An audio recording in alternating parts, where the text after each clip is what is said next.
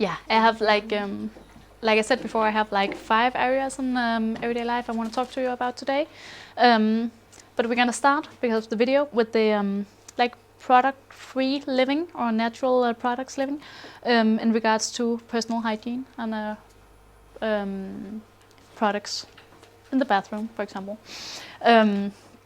So as I said before, I tried a lot of things that haven't worked for me, and some who worked in some ways, but eventually I tried something else. And that was shampoo, for example. I read about this no-poo method, where you don't use shampoo and where you use different products instead. So today I'm gonna talk about this 3 ways of doing things. And we're gonna start with the first one, which is one of the things where you where you can make some yourself. I'm gonna show it now, and you can try yourself a little later. This is a clay. Like if you ever heard about mud bath, like spa centers, they usually use this one. It's called rasul. Yeah, and it's you can also use it for the body. And I started using it as a shampoo, like some 5 years ago, 6 years ago. And what you do with it is that you take like a container with a lid, or maybe just a food jar with a lid, and then you put a little bit. It's like, you see this really hard pieces of clay. So you put in here just a little bit, and preferably a little at a time, not too much, because if you make too much at a time, it's going to be a little more difficult to apply in your hair. So you put a little bit in the jar, and then you pour just cold water on top of it. And then you just let it soak and dissolve. And that takes maybe 10 minutes or so, and then you can just keep it in your bathroom. Just close the jar and just have it in the bathroom, and just make more as you go. And the way you use it is that you can use it like every day, every other day, like a regular shampoo.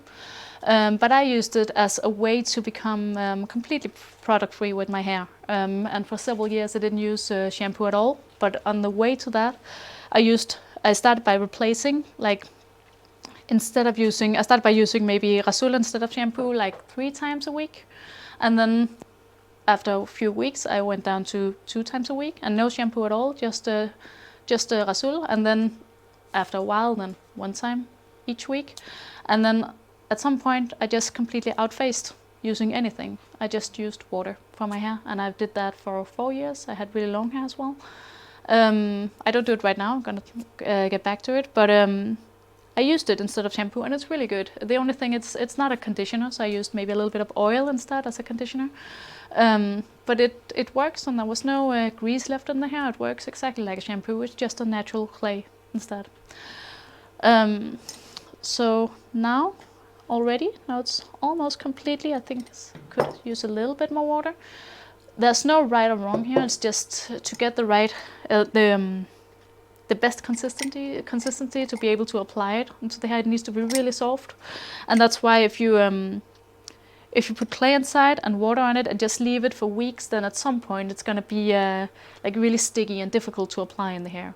So that's why, to keep it like fluffy, you need to either do small amounts and just use it before, just you make for 1 batch at a time, or you can just apply more water. If it becomes dry, you just add more water. It just becomes less fluffy if you keep adding water to it. It's not as fluffy as the first time you do it.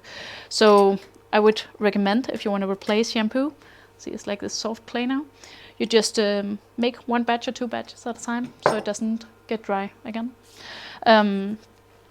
So that's one way to use, that's one natural product to use if you want to avoid buying shampoo bottles.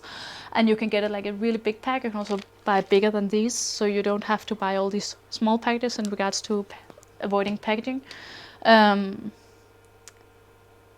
as I said, it was a way for me to phase out using any products at all. So I became complete product free, only using water on my skin. And it was a part of a deschooling journey, because I learned about how soap works on the skin and the hair, and it strips all the hair and the skin of natural fats. So the reason we need to wash our hair every day or every other day. It's because we made this unnatural fat balance in our skin and our hair that makes it extra greasy. Our body tries to compensate because we keep stripping off the natural fat. So I wanted to try to see how my hair would react if I were to live in a world where products didn't exist, because I wanted to see my stance back then was, how would I do it if this was never invented? How did people do it before shampoos existed? I want to try it because I don't believe people just walked around with greasy hair. So I wanted to try this. I wanted to go back to the basic with all of these things and see how could you live. If you don't have these products, do we just walk around and smell all the time? And you didn't have to. I found various ways to do with natural products and no products at all without smelling. And then at some point I got bangs, and that's a bit more difficult, I found, to have. And I also I got tired of it. It looked really great, my hair, even though I wasn't using shampoo or anything. I was just using water.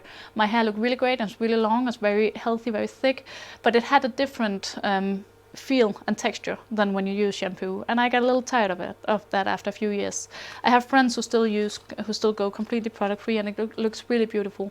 But I learned about shampoo bars. I want to show you now.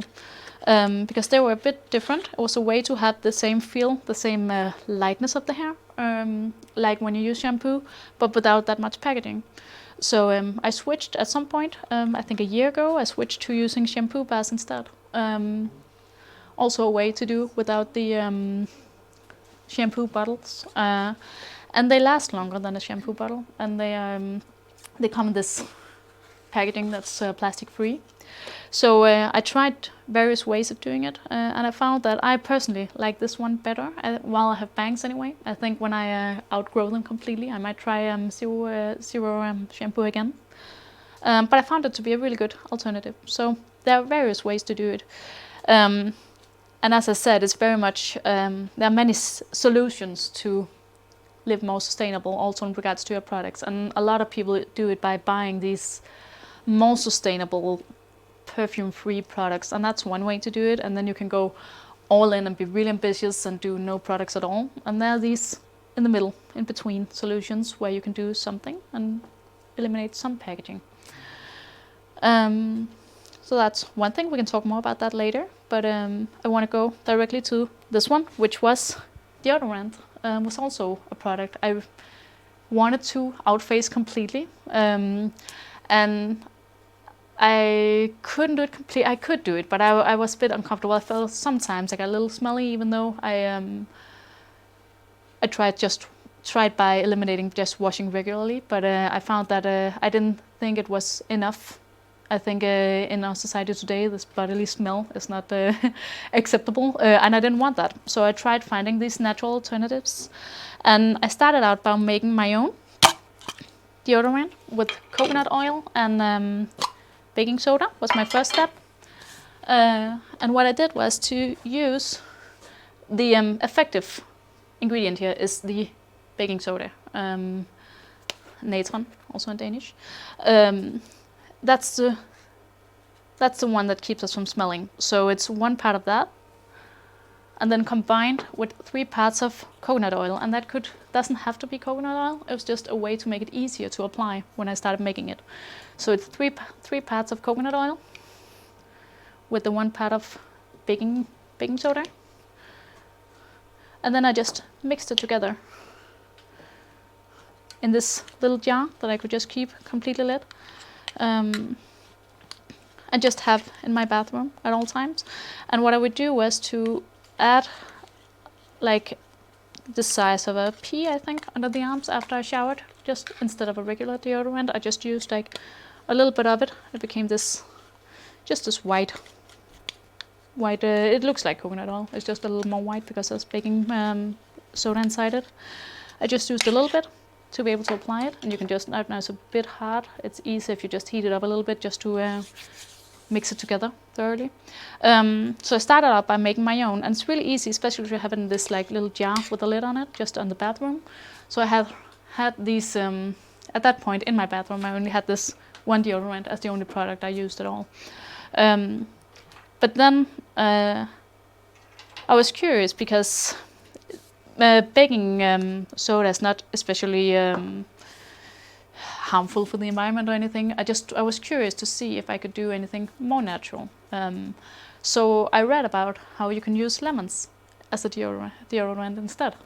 So I tried that for a while, and that's what I do now. I think it's even better in some ways. And also at some point I was like, we didn't have any more coconut oil and I was out of baking soda, so I tried something else. And what you do when you use a lemon, you just have one lemon and then you just cut a slice and use it. Just like that. Just wipe it on your arms. And then the rest in the fridge.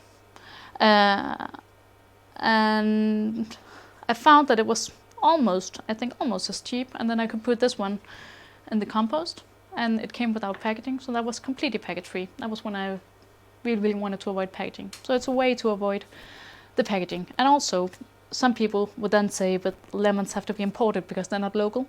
But I read about how, especially these citrus fruits, they're not the most harmful. They come with the cars, and that's not that bad.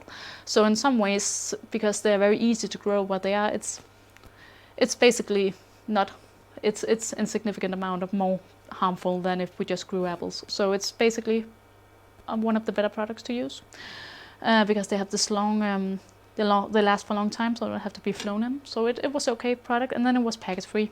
So as I said, the exact math of what is better or worse if you buy a perfume-free product, it's really difficult to say. No one is doing any research in this, but all of it is a way to be conscious about how we consume. Instead of just buying some regular perfume, chemical-filled deodorant, then it's a way to do it more sustainable. But which way is most suitable for you and with your habits and with my habits, that's really individual, and I think the best way is to find what works for you. And also, to simplify it even more, I noticed that as this was the one that worked, you didn't have to add the oil. You can just dip your finger in it and just use the powder under your arms. That was the same effect.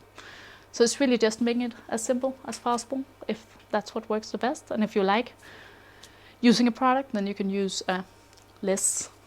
You can use one without perfumes, and you can use, there are so many ways to do it. So it's really much about preferences, how ambitious you are, and how much you prioritize your package for you versus you like the texture of the hair. Yeah, so it's it really is a matter of priorities. Yeah. So that's it for the practical part of the workshop. I have a little more. As we go, I'm going to return, when we're done with the video, I'm going to return to talk a little bit more about this, and I'm going to talk about the context of it. And I have more products for the other areas. But that's it. Thank you.